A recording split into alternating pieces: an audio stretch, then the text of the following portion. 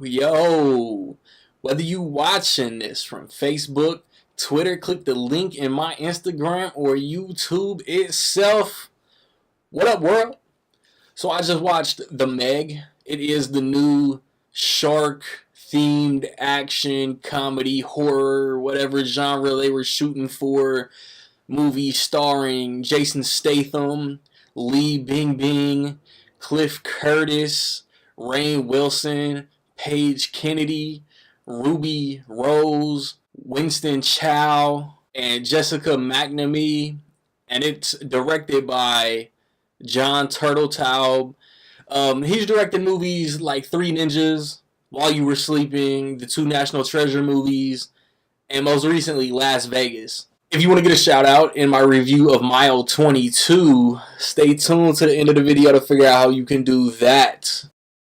So, you got a prelude, and then you got a group of scientists, and they are doing research aquatically, and once they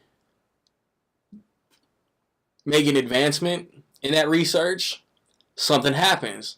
Next thing you know, there is a giant prehistoric shark terrorizing the scientists and quite possibly civilians in the area.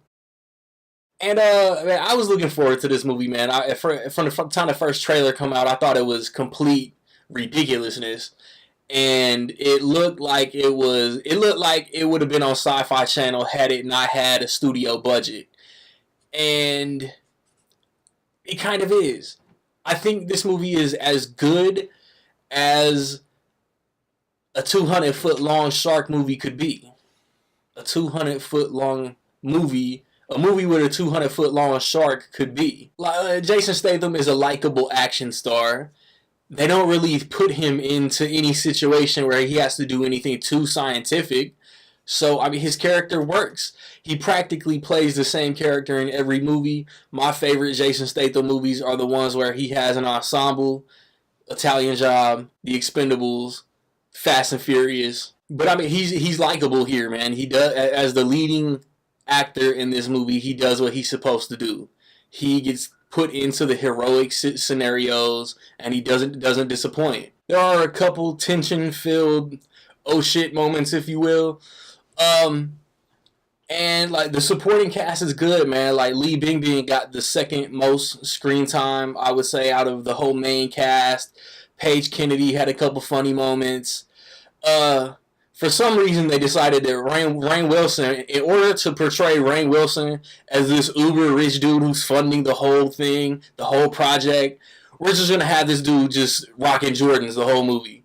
When we first meet him, he's in some ones, and the last time we see him, he's in some threes. I mean, when it's supposed to get emotional, it didn't really hit me. I wasn't hit in my emotional core, wherever that may be inside me, to where I cared about any loss in this movie. I didn't gain any attachment to any characters except Lee Bingbing or Jason Statham. The shark looks cool. It came out a couple days ago that they wanted, like John Turteltaub wanted to go R-rated, bloody, just super high kills, high gore, and I think that would have served the movie better. Like I said, the sharks look cool. The big squid that they showed in the trailer looks cool. I mean, there were parts where some would say that they were biting, some would say they were paying homage, but as far as Jaws, they revealed the shark kind of the way that Jaws did, and it took a little while to get to the reveal, and that's what was dope about Jaws. So I mean, it's not necessarily a bad thing that they did that. As far as biting Deep Blue Sea, you could say that the scientists doing exploration, just scientists that get involved with sharks, is biting Deep Blue Sea. And then there's even a Finding Nemo. Like if you're not paying attention, you'll miss the Finding Nemo reference. But it's pretty funny when it happens. This is a movie that I feel like is the best possible bad movie. It's enjoyable as shit, but it's in no way gonna be considered good. Like Jaws, Deep Blue Sea, Open Water, 47 meters down, The Shallows. It doesn't hold a candle to Jaws or Deep Blue Sea in my opinion, but it's not quite like if you really look at it, The Shallows, 47 meters down, a girl going on vacation, two girls going on vacation, they get in trouble with sharks. They're almost the same movie. The Shallows is better, but they're almost the same movie. This isn't. This is more Deep Blue Sea as far as scientists doing research and then sharks start attacking. But Deep Blue Sea is better than this. Um, but I mean, like I said, I enjoyed it for what it was. But you have to know what you're getting into.